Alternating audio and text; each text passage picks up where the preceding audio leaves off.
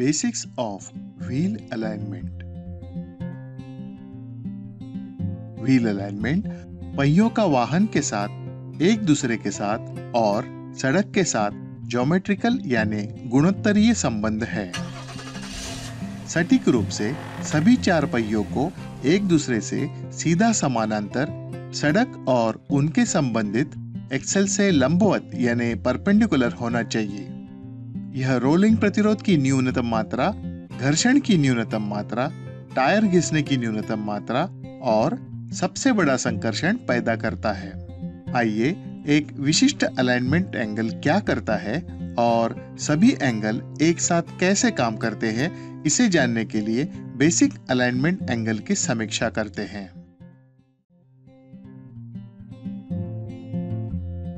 Castor वाहन के बाजू से देखे जाने वाले हर एक सामने वाले पहिए के स्टीयरिंग अक्ष का झुकाव कैस्टर कहलाता है। यह एक काल्पनिक खड़ी रेखा है। यदि स्टीयरिंग अक्ष पीछे की ओर झुकता है तो कैस्टर एंगल पॉजिटिव होता है। यदि स्टीयरिंग अक्ष आगे की ओर झुकता है तो कैस्टर एंगल नेगेटिव होता है। एक सामान्य पॉजिटिव कैस्टर वाहन को स्थिरता प्रदान करता है और स्टीयरिंग व्हील को मुड़ने के बाद पुनः सीधा करता है। दूसरी ओर पॉजिटिव कैस्टर पहिया घुमाने के लिए किए गए प्रयास को बढ़ाता है। निगेटिव कैस्टर फ्रंट टायर को घिसने में योगदान देता है। रियर पहियों के लिए कैस्टर नापा नहीं जाता है।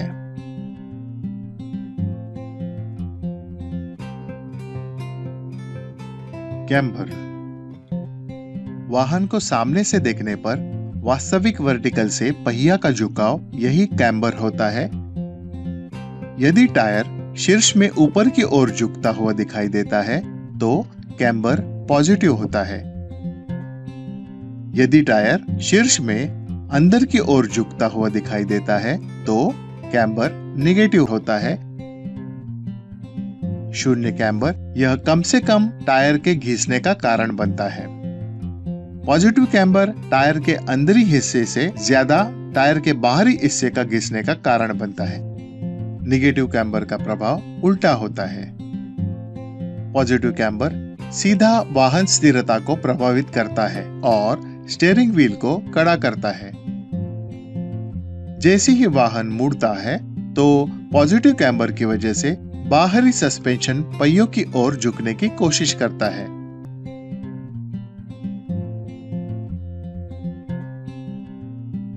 जब पहिया फिर से सीधा होता है तो गाड़ी का वजन स्टीयरिंग एक्सिस को दबाता है और पहियों के सीधे करने में मदद करता है।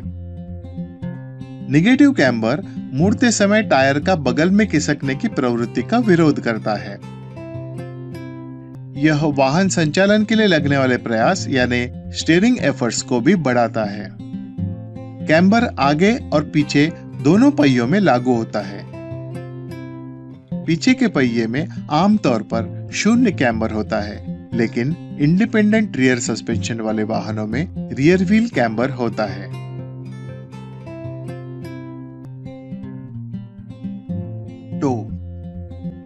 टो यानी वाहन को ऊपर से देखने पर दिखने वाली पहियों की सीध या समानता। जब आगे और पीछे की पहियों की जोड़ी पहियों के सामने वाले छोर से अंदर की ओर मुड़ी होती है तो वह टो इन होता है। पहिए बाहर की ओर मुड़े हो तो वह टो आउट होता है। जीरो या शून्य टो यानी पहिए जब सीधे होते हैं तो वह कम से कम टायर घिसने का कारण बनते हैं। बहुत अधिक टोइन की वजह से टायर के बाहरी किनारों की लाइनें अंदर की हर एक किनारों की लाइनों से ज्यादा घिसती है। बहुत ज्यादा टो आउट से विपरीत प्रभाव होता है।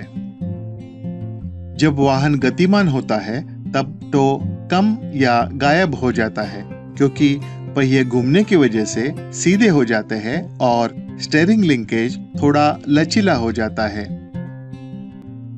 स्टीयरिंग टाई रॉड की गलत लंबाई या गलत एंगल पर लगाने से टो में बदलाव आता है।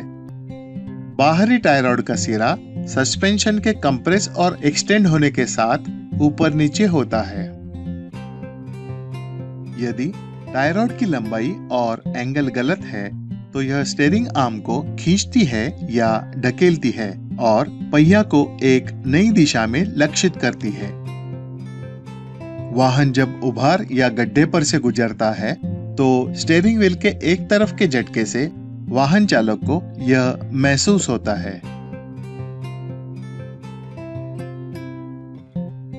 Toe out on turn. Toe out on turn यानी टर्निंग रेडियस। जैसे ही वाहन मुड़ता है, बाहर वाला सामने का पहिया अंदर के पहिए की तुलना में कम एंगल में मुड़ता है। मुड़ने के दौरान यह सामने वाले पहियों का टो आउट का कारण बनता है। मुड़ते समय टो आउट की कुछ मात्रा आवश्यक होती है क्योंकि बाहरी पहिया अंदर के पहिया की तुलना में बड़ी रेडियस में मुड़ता है।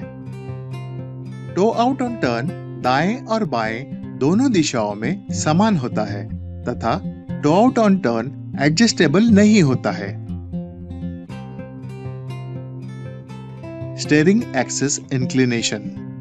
स्टीयरिंग एक्सिस इंक्लिनेशन यानी कि SAI वाहन को सामने से देखने पर पाया जाने वाला वर्टिकल से स्टीयरिंग अक्ष का झुकाव होता है।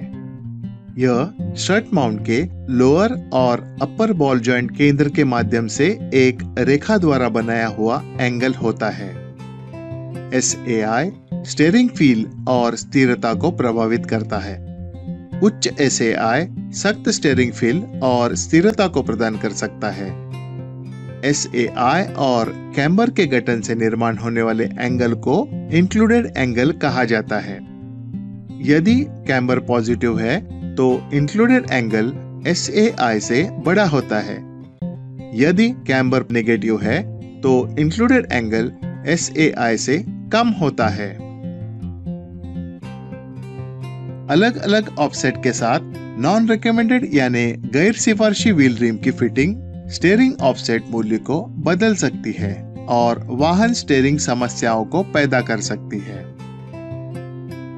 Ride height.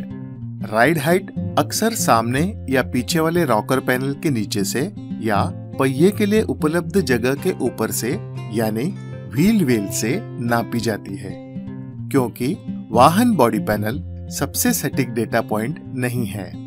राइड हाइट अधिक सटीक रूप से सस्पेंशन या फ्रेम के ऊपर के बिंदु से नापी जाती है।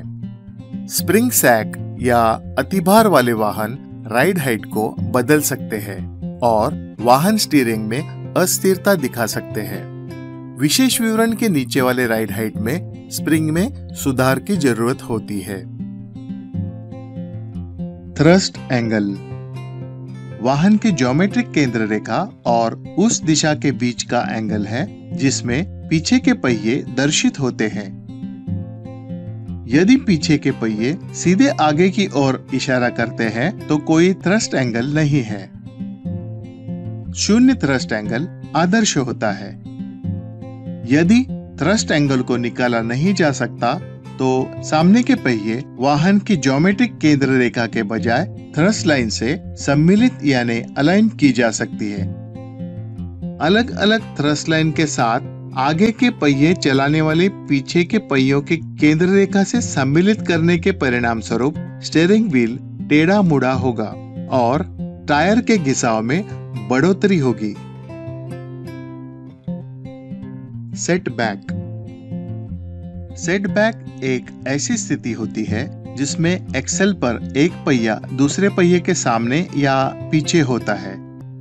सेटबैक वास्तव में पुराने ट्रकों जैसी वाहनों के लिए बनाया गया है, लेकिन अत्यंत असमान कैस्टर भी सामने वाले पहियों पर सेटबैक का कारण बनता है।